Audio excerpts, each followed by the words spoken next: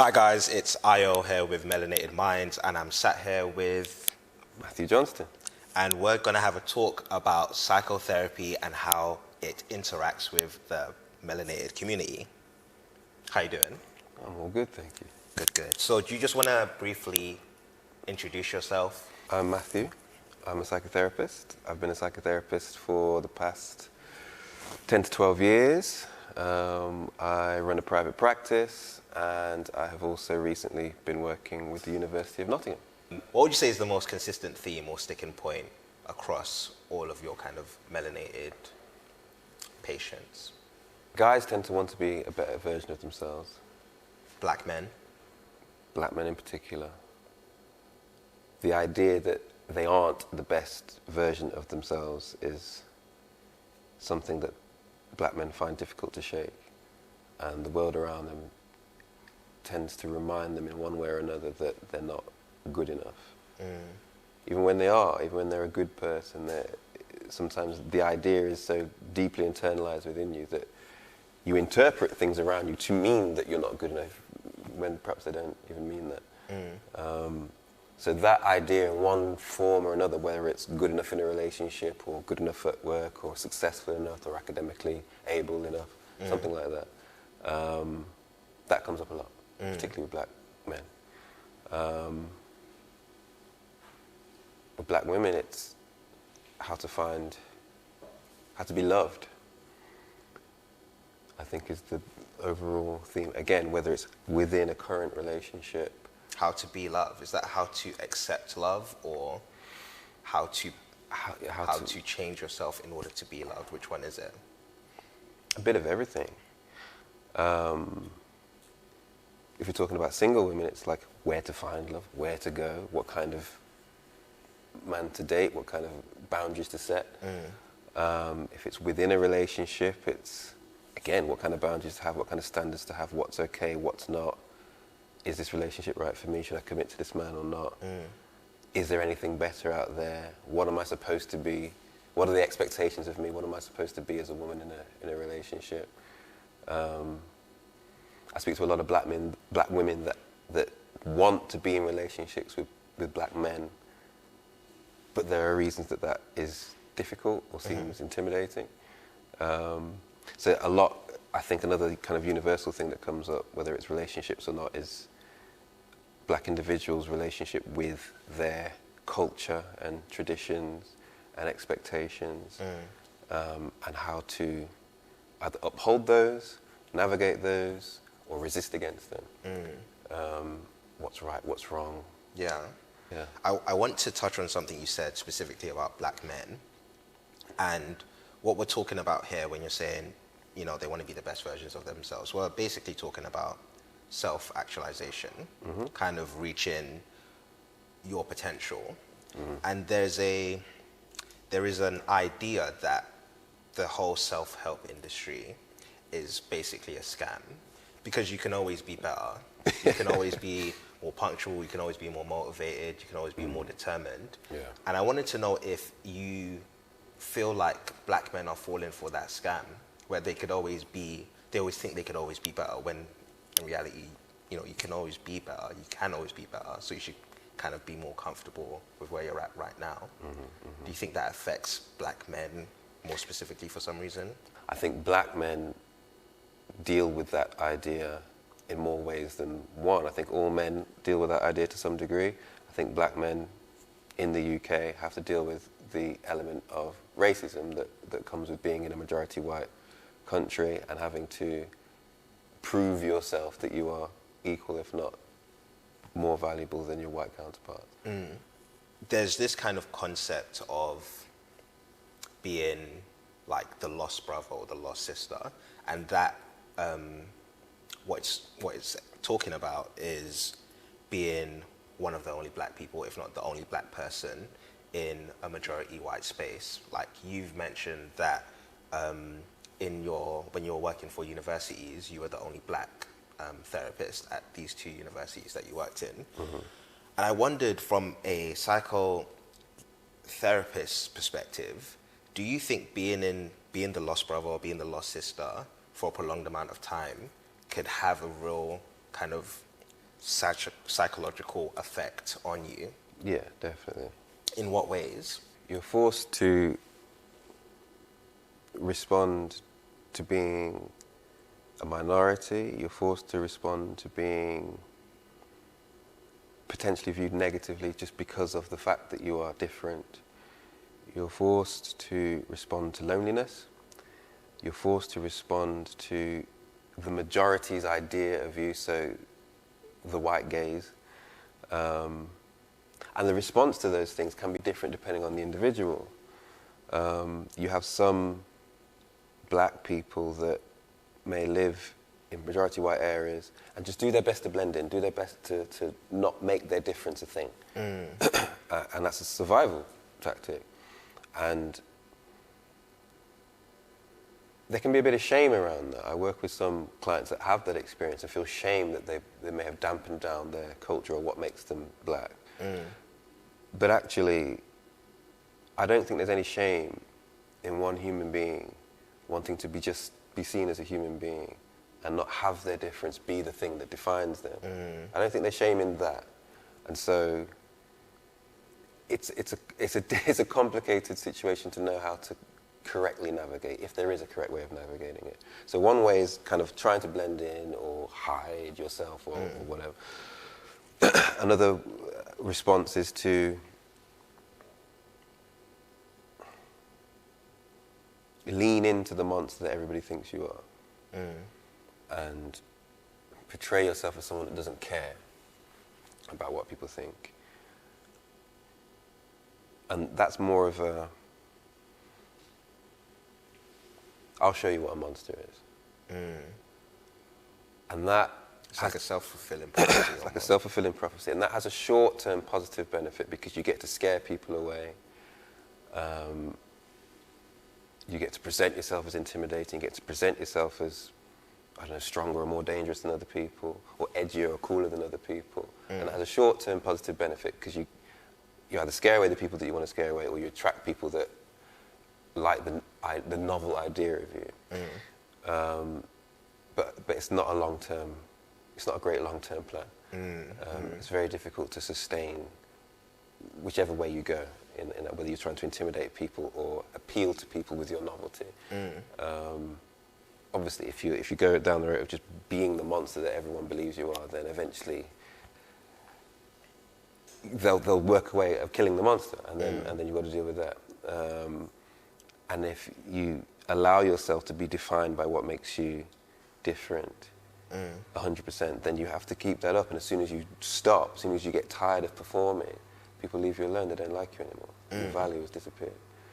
And so that's a difficult thing to navigate. And these things, a lot of it just happens subconsciously.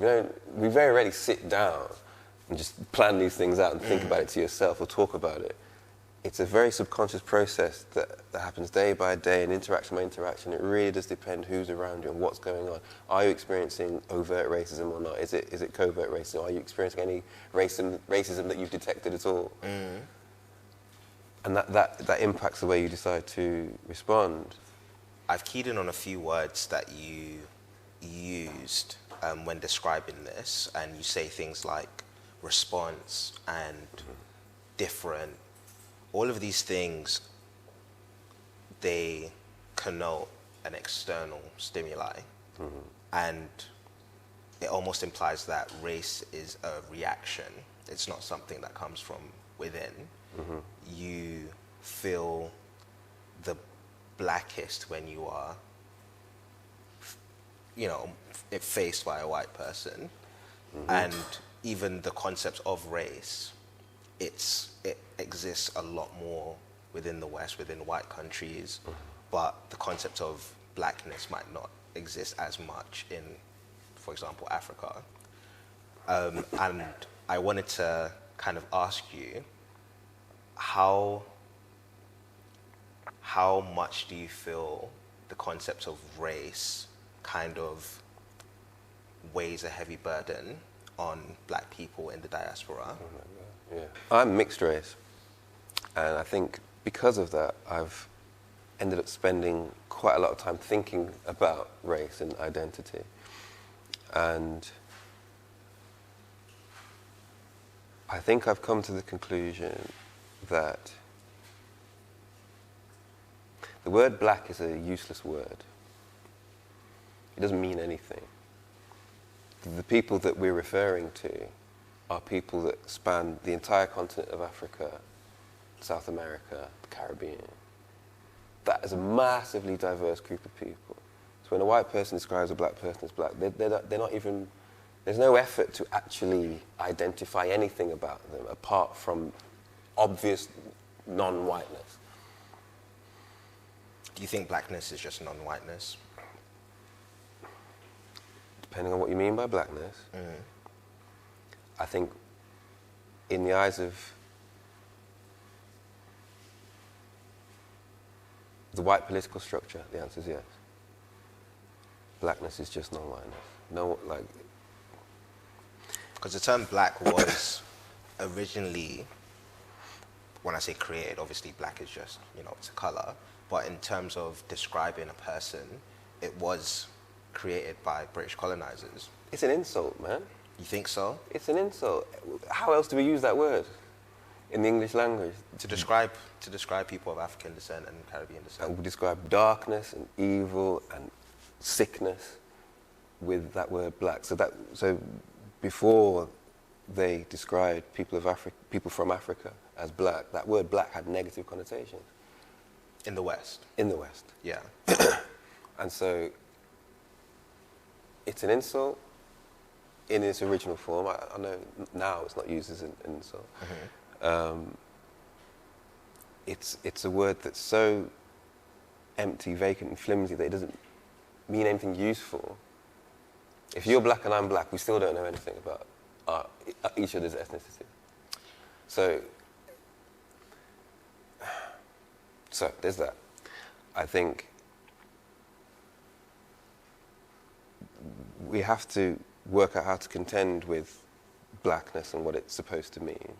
I think stereotypes arise from the notion that there is blackness. And because specific African and Caribbean cultures are not identified and celebrated in the main, we invest more into universal stereotypes, and we don't investigate them. So, for example, black people hit their kids.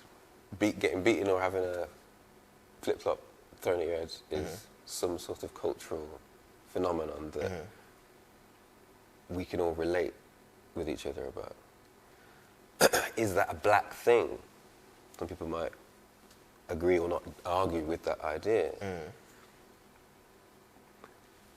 Particularly working with Caribbean clients, when I'm talking to them about their experience of abuse growing up, and their parents' experience of abuse growing up, and their grandparents' experience of abuse growing up, you don't have to go that many generations far back before you get to a place where it wasn't a black person beating another black person, it was a white person doing the beating. And so corporal punishment isn't some culturally black or thing of African descent necessarily. It's physical abuse, end of story. And it's something that we've had to work out how to conceptualize because it's happening. And what's much easier to conceptualize is this is something that falls in the black stereotype that we can kind of laugh and joke about and cry about and as opposed to we're a psychologically traumatized people because history has been psychologically traumatizing, and we're still acting out our trauma on each other, and it's nothing to do with our ethnicity or culture. It's to do what's happened to us at the hands of mainly white people. That's a heavier thing to understand. It's a heavier thing to talk about. It's difficult to have those conversations and laugh about it. Yeah. I think that's just an example of something that we carry around.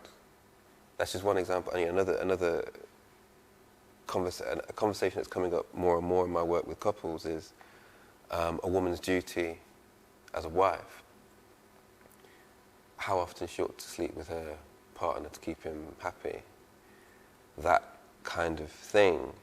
And there will be mothers, aunties, grandmothers that will fully believe in these very old-fashioned traditional views about what women should be doing in their marriages. And that gets encompassed within this cultural thing, and it's very hard to break away from without feeling like you're breaking away from some part of what makes you African, for example. Without actually investigating what we're talking about here. We're not talking about anything that's necessarily African. We're talking about a very rigid view of what an individual's role is in a relationship. That view will have come from somewhere at some point and some time and some place, and may have made sense under a particular set of conditions at some point. The problem that I'm working with at the moment is British-born people of African descent getting married and having these traditions and cultural ideas that don't come from the here and now and don't map well onto their reality. And so there might be a set of circumstances under which you have roles and responsibilities and expectations of a wife and a husband that involve how much sex somebody expects and all the rest of it. There might be conditions in which that works and everybody's happy and everyone's satisfied and everyone thinks it's okay. Like, most people aren't living those circumstances in this country. Life is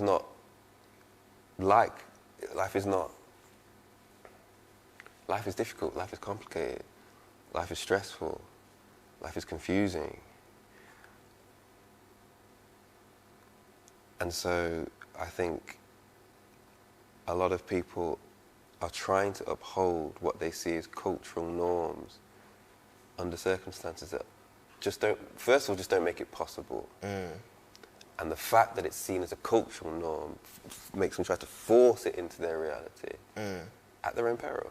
Yeah, I think I actually agree with that, and in my own experience, there's almost like a fracture in reality, because you are raised one way by immigrant parents, and you're raised with specific values that have come from a different context, because that's the way that they were raised, in that context. But then they'll bring those, rightfully so as well, that's their culture, they want to pass down that culture, and culture comes with values, it comes with norms, it comes with vices, it comes with things that are seen as good as well. But when you try and take those cultural norms and those cultural values and you try to live a reality in an environment that doesn't mesh with those values, how would you describe that psychological burden?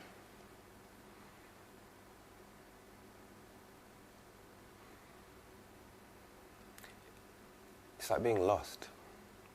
It's like, if I can't do this, if we can't uphold these values, if we can't live this reality we've been taught that we ought to be living, then what do we do? What does that make us? How do we have... And so a lot of what helps with a marriage, let's say, is by having parents that also have a happy marriage. And so you look at them and go, well, how did you deal with this? How did you do it? And you have some sort of blueprint. Very few people I work with have that useful blueprint for one reason or another.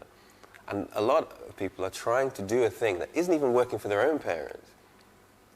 So what are we doing? And it's like, but it's this sense of being lost, I think. It's like, well, if we're not going to try and do that, what are we going to do? And what do you call it?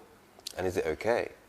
So if you believe it's like a displacement or being lost, how much value do you hold in black people within the diaspora returning to their motherland, for lack of a better term? Do you think there's some psychological healing that could happen through returning back home, especially for a stretch of time? I want to say yeah. I would like to say yes. I think it depends on the place you're returning to and the person that's returning and what is going to heal them about being there.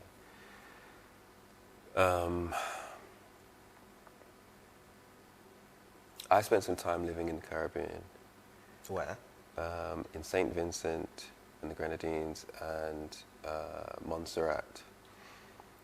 And St. Vincent and the Grenadines is where my mother's side of the family are from. And that was a good experience for me. That helped me understand something. And that helped me understand the uselessness of the word black, first of all, because it actually helped me understand what it meant to be specifically from a specific island in the Caribbean, not just generally Caribbean or generally black. I've investigated the term black as well, and I have my own relationship with it, like everyone does. Even white people have a relationship with the term black. And I would argue that it's not completely useless, because when I see someone, especially if they identify as black, I see a shared experience, especially when I'm amongst a lot of white people and we're the only two black people in that room.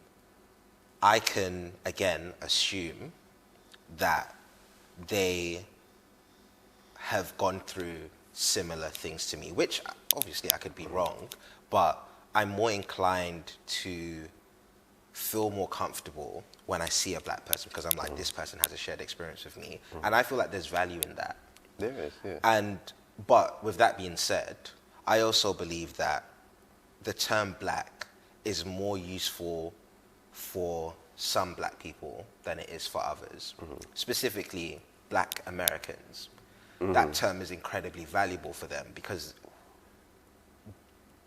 of the transatlantic slave trade. It's a huge part of their identity. I can say I'm Nigerian. You can say that you say your mother's from St. Vincent. That's right. Yeah, you can say that because you have that code, that link, that ancestral link, but black Americans don't. And I think because of the popularity of American media in general, but specifically black American media, the term black has been proliferated across the diaspora, which kind of makes it seem more valuable than it might actually be in different contexts. So yeah, I wouldn't argue that it's completely useless. I think it may be more useful for some people than it is for others. No, I hear that. What makes a person black? I think it goes back to what you said about, or what we discussed about race being a reaction. It's how you are perceived. I can give an anecdote. I went to Nigeria a couple years ago, and the guy who drives for my dad, he was saying how much he hates Nigeria and how much he wants to come to the UK because it's going to be way better, he can make money, blah, blah, blah. And obviously, the ability to make money in the UK is completely different from the ability to make money in Nigeria. But I asked him, I said, how old are you? He said he was like 50-something. And then I asked him, do you know that you're black? And he said, well, obviously, I know I'm black. And I was like, have you ever been treated as if you were black?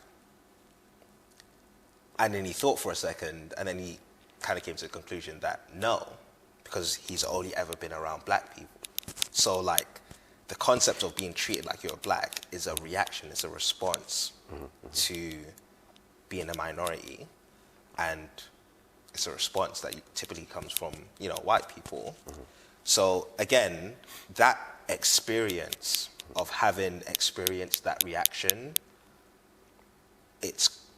I think that's where the term kind of blackness lies. Because you can be black, but very pale, to the point where when a white person sees you, they'll think you're white. And even when a black person sees you, they could also say that you're white. But then you can also be a black person and be albino. So phenotypically, you have white skin. So the term black, I don't think it can really be defined because it really means different things in different places. So to answer your question, I don't know. Okay. I don't know what I couldn't put a specific definition on the term black because it's taken on a life of its own, and it has different concepts. And that's really, in my opinion, with most racial terms. Brown could really mean so many different things. Could really mean that you're from South Asia or Southeast Asia or Mexico or mixed race. Like, these terms, they're very difficult to really define. Yeah. What about you? Okay, so two things. My experience living in the Caribbean made it clear to me that I'm proud of being Vincentian. Caribbean, you go to any Caribbean island, they're proud of being Jamaican, they're proud of being St. Lucian, they're not proud of being black. That's not their relationship. They're proud of where they're from and what it means to be from that particular place. And that, I think, is a much more valuable and much more targeted way to think of yourself and to take pride in yourself. I think so when I'm thinking about the term black, and I'm really thinking about it as I've experienced it in this country, I think when the white gaze decides someone's black, it is an individual that, to some observable degree, is of African descent. And that's it. This might be a two-part question, but I'll ask the first one. Do you believe that traditional Western psychotherapy is tailored to the black experience? And if you say no, do you think it is a detriment for a black person to go to a white person for therapy if you say that traditional Western psychotherapy is not tailored to that experience? I don't want to say that all black people should avoid all white psychotherapists. I don't think that's entirely fair to say. I think there are some white psychotherapists that are perfectly capable of working with people beyond their own group. Having said that, I think there are a large proportion of white psychotherapists that have grown up in white worlds, studied in white universities, have predominantly white colleagues, predominantly white friends, predominantly white family, a predominantly white perspective on the world, and therefore perhaps aren't as well informed about the perspective a black person might have on the world. And under the circumstances, what most psychotherapists are trained to do is just stick to their modality, stick to their style of psychotherapy, and that should kind of transcend everything. It's my experience working with black clients that have had white therapists that it's not the case. They just feel misunderstood. They felt like they've had to explain the mechanics of racism, explain what it's like to be a black person before they've gotten into what they need to talk about. There's this experience of explanation. And then the response is, oh wow, I can't believe that happened to you. That must be so difficult for you to go through. And that phrase, that must be so difficult for you, there's something underneath that, whether it's deliberate or not, it separates immediately. It's like you are the other. You are the only person that could possibly experience racism. You are the only person that could possibly have been affected by that thing or had that experience. And that's where I think some white psychotherapists fall short, because the point is, I'm white and you're black, so I've never experienced racism and you have. That's the point. And that experience is yours, and I could never understand it. And I think sometimes that point is made in an effort to, I don't know, be like honest and open, and it's meant in some sort of a positive way. But the problem with it is that it's not necessarily true that just because you're white and just because you haven't experienced racism, it's not necessarily true that you are incapable of understanding what that feeling is like, because the experience, yeah, it might be unique to a black person in this country, but the human feelings that come up after you've been discriminated against are feelings that are human, and so can be tapped into by any other human if they so choose to. And I think subconsciously, when a white person begins to learn about the horror of racism, there's a safety mechanism that goes, well, I can't ever experience that because I'm white. I'm protected by that, from that, aren't I? Yes, I might. It's fear, because oh my God, what if I'm not? What if that could happen to me? And it could. Yeah. Depending if you're in the right place, right country, right, you know. It's not hard for a white person to find themselves in the minority somewhere else. Yeah. I believe that white people do experience racism, but they experience it by being the perpetuators of it in most cases. And I think that is an experience of racism. You're just not on the you're not on the knife point of it. No. You're holding the knife. Even though you might momentarily have the power, it's not power that you have. Not really. Because if you had all that power, why attack at all? You know, why be that uncomfortable at all? And so it's not no one's having a great time here. But I would argue that a lot of it is unconscious. A lot of it is unconscious, this perpetuation of racism, which is why it's so easy to try and distance yourself from it and say, I'm sorry that you're experiencing that, as if they're not also, whether unconsciously or consciously, part of that experience. But then we'll ask the last question. So this is one question I really wanted to ask, and it's kind of in line with what you wanted to tease out.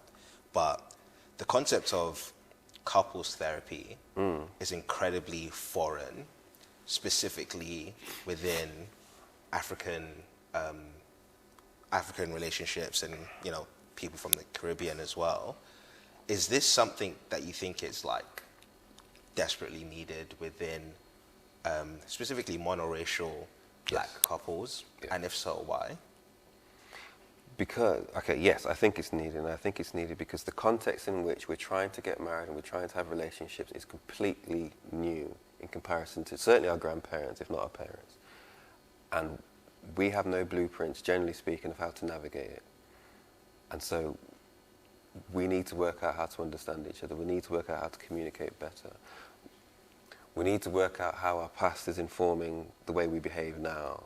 We need to work out what habits we're upholding and what we're bringing into our relationship, because it is no longer, and perhaps it has never really been as simple as do what pastor says or follow this cultural tradition or whatever. It's not. It's, for us, at least for this generation, it's not that simple.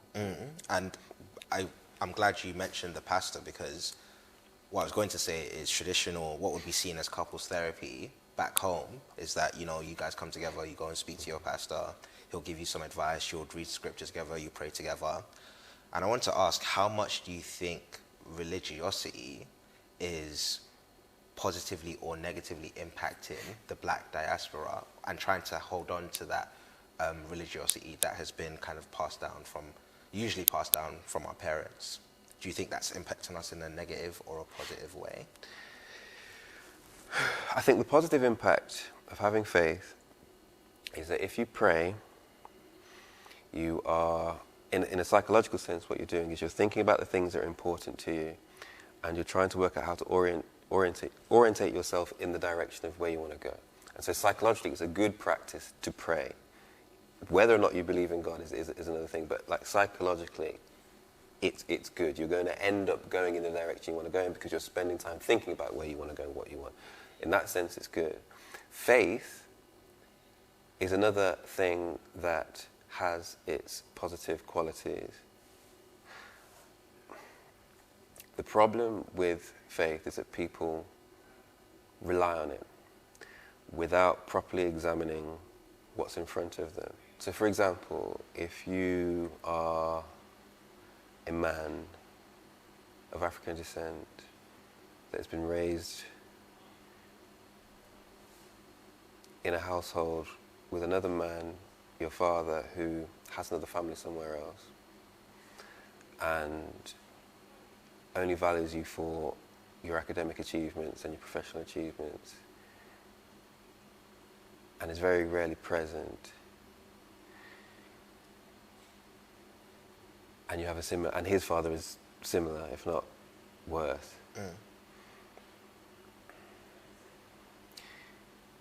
Faith is only going to take you so far with solving that problem. Especially if you're the woman on the receiving end of the result of 2 generations worth of men whose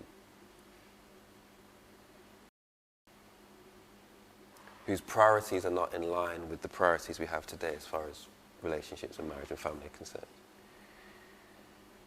Praying that your husband comes to his senses and stops going out gallivanting and wants to spend more time with you, wants to do more housework, wants to spend more time, just praying for it and having faith that God will fix it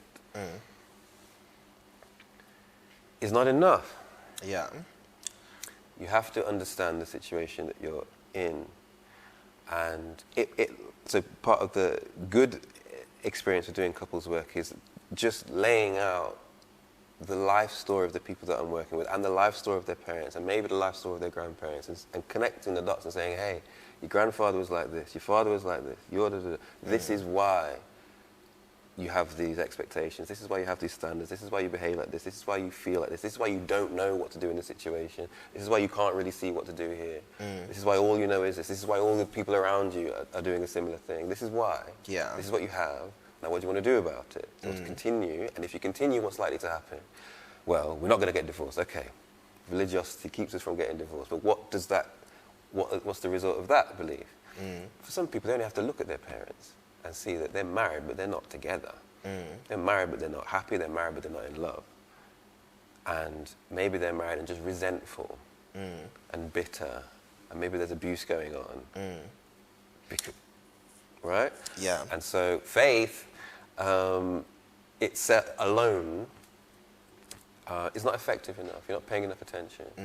There's a quote that says, religion is the opiate of the masses, which essentially means that it is something that allows people to ignore their material conditions. And I wanted to just get your perspective in the context of mental health and therapy. Do you think that's also the case, that religion allows you to ignore your mental health because you're appealing to a higher power?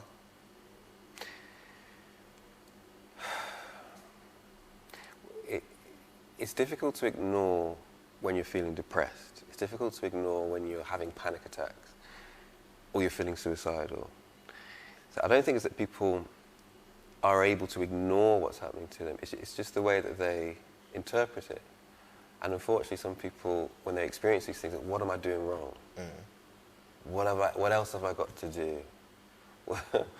And it might not be that they're doing anything wrong, but it's something that's seriously wrong about their environment, something seriously wrong with the relationship they're in, something seriously wrong with their expectations. So I think religion, traditional culture can make you feel as though you are to blame for when things go wrong, and it isn't the structure around you, it's you, the individual, that's not doing something enough, you're not doing well enough. Or you're sinning too much. Or there's some problem with you.